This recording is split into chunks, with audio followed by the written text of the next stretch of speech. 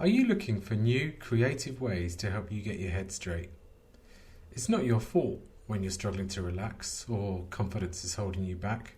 You just haven't learned the best tools to deal with your situation. Open Forwards helps you break the vicious cycles that are making you unhappy.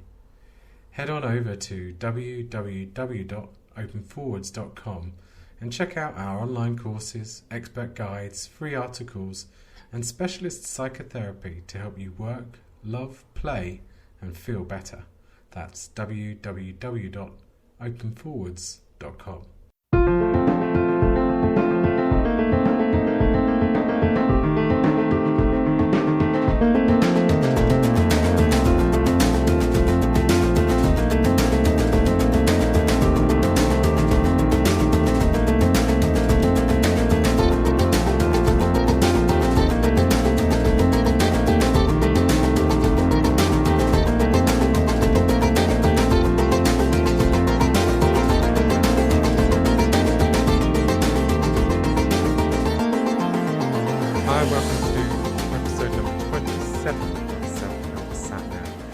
Podcast where we discuss mental health, well-being, relationships, parenting and work, and point you in the direction of useful self-help tools that you can put to use in your own life. I'm your host, Jim Lucas. Today we're going to be talking about taking control of your own health. The Department of Health tells us that 15 million people in the UK suffer with a long-term condition. Long-term conditions or chronic diseases are conditions for which there is currently no cure, and they're managed with mixed success with medications and other treatments. Now, human beings have been evolving for thousands of years, of course, and in some ways we've accomplished a lot. People live much longer than they used to. But on the other hand, people also live with disabilities for many years. And we aren't especially effective yet at reducing these disabilities within people's lifetimes. So what do you do when you can't find an easy fix? Today I talk with Sarah Rees, and Sarah Rees has got some interesting ideas. She's a CBT therapist with a private practice in Wilmslow in Cheshire. And in a recent conversation, Sarah and I spoke about her own experiences of long-term ill health and what she did to transform the effects it had on her life. And today I'd like to welcome Sarah Rees to the show. Hello, Sarah. Hi, Jim. How are you doing today? I'm doing very well, thank you. First day back after the summer break, so... Yes, just getting back into your stride. Yes, I am, yes. Me too. Thanks for joining me today on the show. Pleasure. So let's kick off. I'd like to begin with asking you, what's an example of a self-help tool that you've put to work in your own life? Okay. Well, it's something that's developed over the last few years, and it's been journaling. And obviously I'm a mental health nurse and CBT therapist, so I've access to lots of kind of self-help strategies, and journaling hasn't been one of them before. But it came about when I hit 40, a few years ago now, unfortunately, and I became quite unwell with an underactive thyroid. And that's a condition that kind of creeps up on you, so you don't know you have it for a while. And then, you know, as I headed towards 40 and thought I'll be fab and fabulous at 40, I started to get very fat and grumpy and frumpy, and so had some tests done. And with the NHS, and there's a very clear kind of treatment path within the NHS, which is kind of a one-stop shop of some medication called thyroxine, and then your blood levels return to normal, your thyroid function returns to normal, and all should be well. But unfortunately, that didn't happen for me, and it doesn't happen for many people, because as in with most areas of healthcare, we need really a very holistic approach, an individualised approach for treatment. Mm-hmm. Because everybody is very different. And I think these days in kind of health settings, we're used to going to health professionals and kind of being fixed. And that was very much my experience. I thought, I've got a problem that I'll go, they'll be fixed. And that just wasn't the case. It was quite shocking. And I think I got really fed up about it because I was self-employed at the time. So being unwell was really worrying because I had to carry on earning an income. Yeah. So after being quite low for some time, I thought I kind of, something had to shift and I had to take responsibility. And that's where journaling came in. So, and it came in from my experience of a CBT therapist, that the first thing we do as therapists is start to increase our awareness of the problems. And I was literally just moaning, I feel awful, I just feel awful. I couldn't really articulate stuff because it's a condition that affects your whole system. So it does affect lots of different areas. So I started journaling. I started noting down my symptoms, how I was feeling. And that was kind of my first step to really getting better. I really increased my awareness of what's going on. I could understand the symptoms more. I could explain them to people around me because people around me just saw me getting overweight and very tired all the time. And that was, I got a lot more validation for what I was going through. I think I started to be a bit less self-critical. And then with that increase of awareness, I could then start to pick out what I needed. So I could kind of, my biggest things were tiredness, and I'd put on an awful lot of weight. And so I went to a nutritionist at that point and joined a gym and was able to go back to people and kind of saying, this is what's going on. I had a much clearer overview of the patterns that I'd got into, which is very similar again to what we do in CBT. We want to increase people's awareness of the patterns they're in.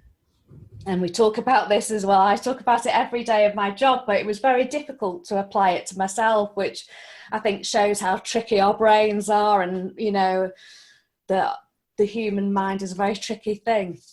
Mm-hmm. It's very much harder to do for yourself, isn't it? Oh, it is. And I think so many people come to therapists and think, you've got it all together. And actually, we're all struggling with the same minds. We're all going through the same stuff. And that's absolutely not the case.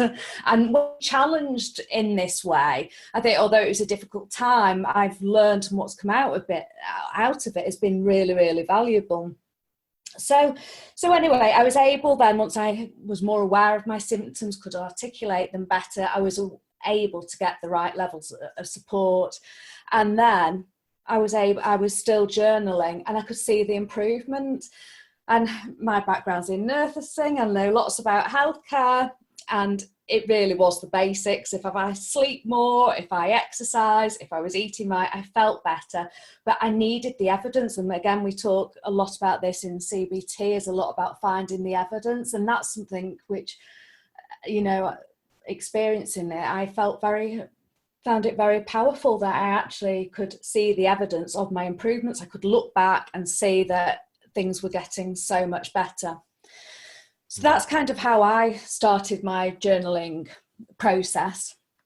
And then because I was doing it, I started recommending it a lot more to clients in sessions. And in CBT, we get people to do homework in between sessions. And we know that people do much better if they engage in that way.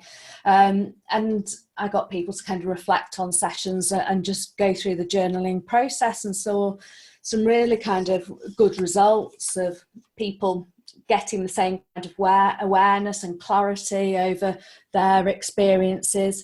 And once you have more of an insight into your internal world, you then you're much better placed to articulate what you need and how to care for yourself, really.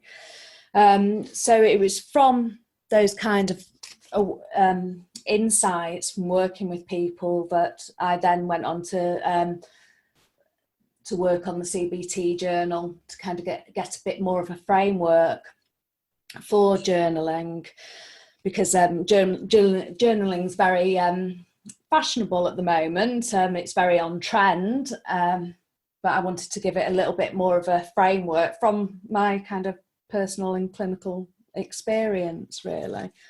Yeah, I mean, it sounds like your personal and your professional experiences have taught you a lot Yeah, about the power of journaling and and I guess yeah, kind of a useful sort of structure. And I'm yeah. sitting here thinking probably there's different ways that a person could journal. What do you think you've learned about kind of a useful structure or method to a type of journaling that people can use? Um, I think, like you say, everybody's different in what's going to be useful for them. Um, I, for me, I would when I started journaling, I looked at my sleep, my diet, not being the levels of exercise. I monitored my mood each day and my anxiety levels. Um, and that became very useful eventually. I mean, and I'm not talking about going into great detail, because one of the things that I find is that if it takes too much time, sometimes it's an easy thing to put off. So Mm. for me, it was about making it a task that was very easy to do and quite straightforward, not that time consuming. Right. And and then just thinking about my thoughts, feelings and behaviours much in the way that we do it in kind of CBT, and keeping that section a lot more general. But I think if people are starting to think about, would journaling be helpful for them, and sometimes it could be a bit of a bridge before people want to kind of go into therapy, because sometimes it's easier to write than it is to talk as a first step. And journaling is a tool that's always available all the time. I know that I have some clients that do it on their phone, so they use their notes section on the phone, and that's always there. It's always accessible to kind of get emotions and thoughts and feelings kind of out there on paper. Other things when I've talked to clients about journaling is I've encouraged them to kind of do it at the same time each day. So often our minds are a bit more clearer in the morning and a bit slower in the morning. Mhm. And sometimes it's good to do it then, or sometimes it's good to do it when you're going through a difficult patch, or in the evenings. It's always going to be different for everybody, but I suppose it's trying to make it into a habit, really, of when you can do it, and keeping it simple. Yeah, that sounds really key, what you're describing there, that it simplicity. Yes, yeah, because I think if it becomes a big task, I mean, I suppose it is a task. It is something, often we get to these things when we're feeling. I know I was feeling totally overwhelmed, and I didn't want to be doing this. I wanted a quick fix, but sometimes we do have to invest our time. We have to invest in ourselves, don't we? That's part of the process of kind of getting better.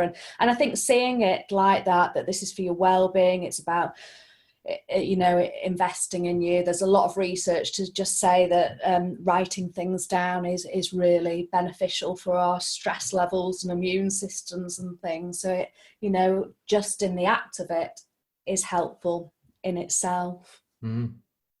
It's interesting, I think, to hear you say it came from a difficult personal experience.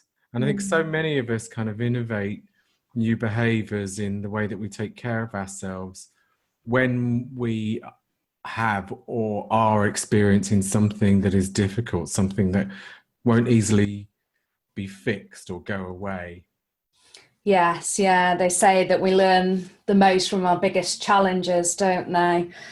And I think that's very true. Although sometimes when you're in those challenges, you're often hard pushed to see what the lesson on the learning is in it. But you Mm. know, Can you remember where you got the idea from, Sarah, when you first thought, right, do you I'm going know, to start to write about this? I think it was from my clinical work in increasing awareness, understanding it. It was a kind of, I looked at going to the G, so I was going to the GP all the time, just saying I feel horrible, I just feel horrible, couldn't really articulate it. And they'd come to the end of the road, and it was a very much a switch for me saying, I'm taking responsibility now, I'm going to do something about it. Right. And people around me were saying I was up and down, and I was like, no, I'm fine, because when you're in it, you're just in it. Yeah. but I actually was up and down, you know. And I think when you're in stuff, and it's very much the same with, you know, depression and anxiety, it's really hard to see the wood for the trees. It's really tough. And I think that's one of the good things about journaling, is it gives you clarity and an objectivity to your experiences. Mm. And once you get that, I think once I took responsibility of me being very much part of the process rather than being fixed, that was a real turning kind of point for me. Yeah, yeah. You're taking, you said responsibility, finding something that you can do that's going to help Yes. with your own health.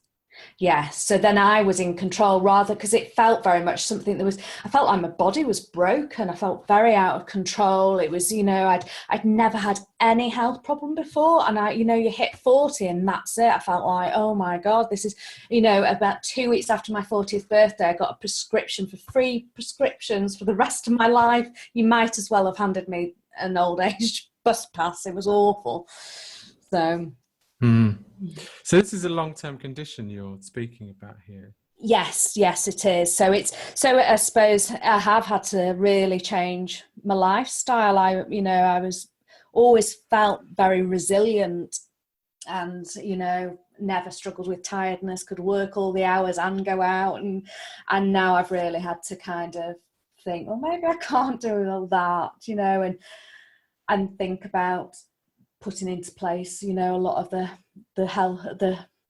self-care strategies that we talk about in our therapies, like mindfulness, and I do a lot of yoga, and I go to the gym, and I hated the gym. I've got dogs, so I thought, oh, dog walking's fine, that's great exercise. But I actually know if I go now, I love going to the gym, and it's part of my lifestyle. So the self-care is, I think it's had to be a shift in lifestyle, that this is, you know, how I probably actually now feel better than I did before. You know, I know if I do get stressed, I can get some symptoms. You know, I'd have to have a quieter weekend, which is different for me. But I just have to listen to my body and just be a bit more in tune with my body. And I think that's kind of a good thing. It's you adapted, didn't you, Yes. to something that was going on that sounds like you recognized you needed to adapt to. Yes, eventually. I think I was quite resistant to it initially. Yeah, well, I think we kind of all are, aren't we? Yeah. We don't want to kind of change. No, we don't. We don't want to get older. We don't want things to change. And I think we want to go to the doctors and to be given the tablets. I mean, it's much like if you go saying you're depressed, you'll be given an antidepressant. And while I'm very much for medication, I think often it's part of the picture. It has to be a holistic approach. Looking at every different area of your life. And that's one thing you've said a couple of times, is that when you started to journal, it increased an awareness of certain patterns, and you focused on a couple of things that you said were affecting you most. I think was your sleep, and what was the other thing you mentioned? Weight. I was really putting on a lot of weight. Yeah. And so you started monitoring those two things. Yes. Yeah. So my sleep, I mean, I was sleeping an awful lot. And when you get a fatigue, the temptation is to you try and you stop, you slow down to get your energy levels up, and actually that just becomes a little bit of a pattern that you do less and less and less.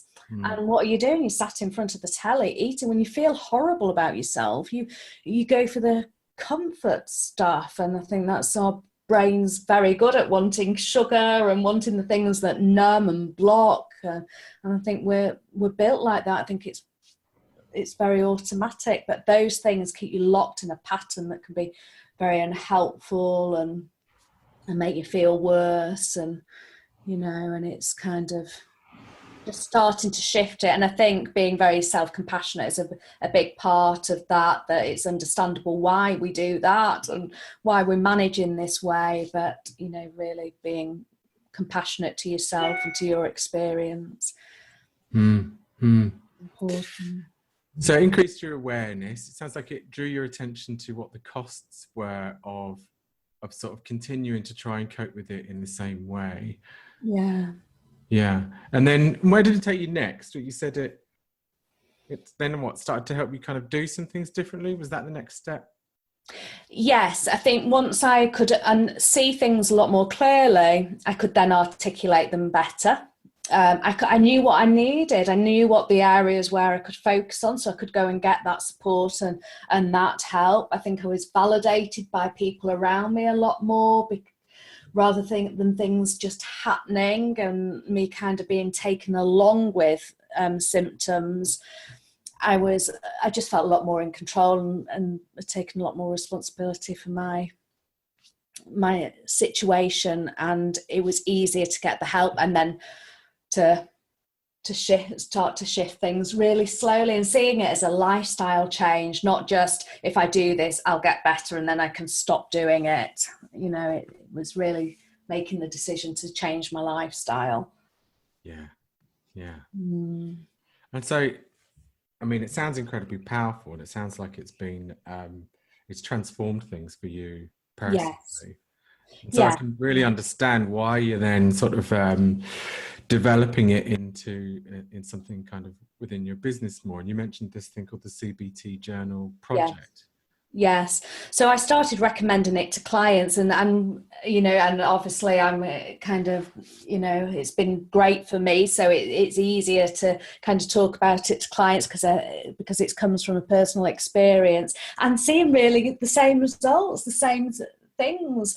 And I think, modern mental health care needs to be very tailored to the individual. I think we need to take more responsibility in terms of our mental health, and it needs to be very accessible, and the most effective strategies need to get out there, and CBT is, there's a lot of it that we can do ourselves. We have people on very long waiting lists that don't have any tools, and so it was kind of, the CBT journal was kind of, I initially thought about doing one for people session to session, and then I thought, no, this could actually be a bit broader. So the journal that I've developed is in two parts. The first part is about encouraging people to journal about thoughts, feelings, and behaviours every day, rate mood and anxiety levels. Just make a note if sleep, diet, and exercise has been there, if it's okay or not, and quite in a simple, clear framework. And then the second part of the journal is about using the CBT model to see how your thoughts, feelings, and behaviours interact with each other, so that you kind of see the patterns. And then I taught people through how to alter difficult thought patterns through using thought records, how to process difficult emotions and feelings, how to work through those, and how to kind of reflect and look at behaviours that might not be helpful, and move them to more helpful behaviours. So it's kind of in two sections, because I thought we could get some of the CBT tools in there that we will use in our therapy settings. And that That's a really clear step-by-step process. Yes, yeah. So, and one of my thoughts is it's a kind of a way to see, is CBT right for you? Is it, it gives you something to do. And we know that, people do best if they're really engaged in therapy. And therapy is really tough, isn't it? You come for 1 hour a week. That's nothing, is it, in the scope of our lives? And this means that, CBT can be much more of a process and a daily journey that you can go on, and difficulties that we experience with our thoughts or feelings, we often want to just push away and ignore, but actually when we bring them closer to us and look at them, then we can, really start to make some positive changes. So so the idea has grown and grown and grown, really. Yeah, and it's portable, isn't it? Yes. And I'm aware of that, being a therapist as well, is that I've just got a small window to try and help somebody, to try and help them learn something and then establish that as a new habit in their life outside the therapy room. And it's a fascinating challenge, I think. Yeah. And what you're describing here, this CBT journal, sounds like a way that somebody can embed that own practice themselves. It sounds like you're giving people a structure, a tool to do that. Yes, because lots of the journals that are out there now just don't have kind of a structure or a framework, which might be great. And I can see that people might really enjoy journaling, want to take it on and just do it every day and not have the structure. But I think to get started, and I think if you're looking to make changes, I think, and you must get this where lots of people come to therapy and they say, they haven't got the clarity over what the situation is. And this will hopefully provide clarity and awareness and give you a sense of you're doing something, that you're in control, rather than professionals kind of coming in giving the fixes, which often they're not, the quick fixes are not out there. So where can people go to get hold of this, to find out more about this CBT journal? Well, it's on my website, so you just need to go to sarahrees.co.uk, and I've done a mini journal which, if you sign up, you can get a copy of that, so you can do a taster. It kind of gives a bit of the framework and has a mini journal for just 4 days, so you can kind of see if it's right for you, and if it is, then you can go on and do the CBT journal. So you don't have to go straight to the CBT journal if you don't want to, if you're quite new to this idea, but it sounds like something you might be interested in. You can have a look at the mini journal. Why did you come up with the mini journal? Were you anticipating that kind of might be a smaller step that's a bit easier to take? Yes, yeah, and to just give people a taster. I think it's quite, I think journaling's not, lots of people know about that, but combining it with CBT is quite a new concept, really. So and lots of people come to my website that are very new to CBT. They don't know much about it, or they've been told that it's good and they've googled CBT and they just want to know that bit more. So I thought it's like a stepping stone. Fantastic. Further.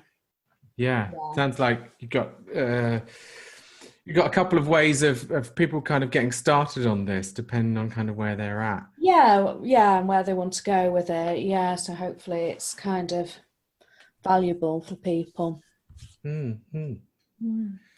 That's great, Sarah. I mean, it's been really great talking to you. I really appreciate you coming on the show and sharing with us something of your personal experience and how you got into CBT journaling, and it sounds like a great product that you've got out there now. Thank you very much. Is it available now for people? It's available from the 15th of September.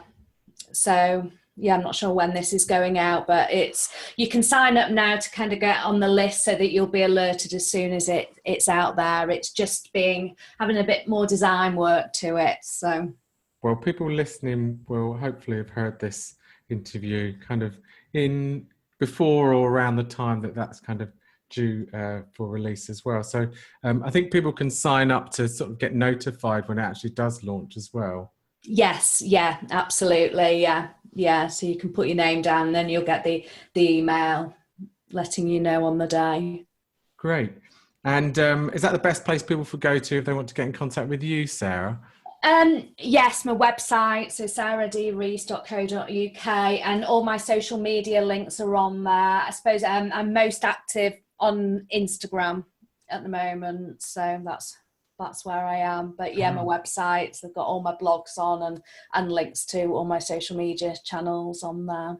I shall have to check out your Instagram. I don't see many therapists using Instagram. Oh, there's a big community of us on Instagram. Oh, is there? Yes, oh, right. There is. Yeah, you'll have to come over. I will. Yeah, I'm very addictive, though. I warn you now. It's a bit of a rabbit hole once you start. Yeah. Appreciate that.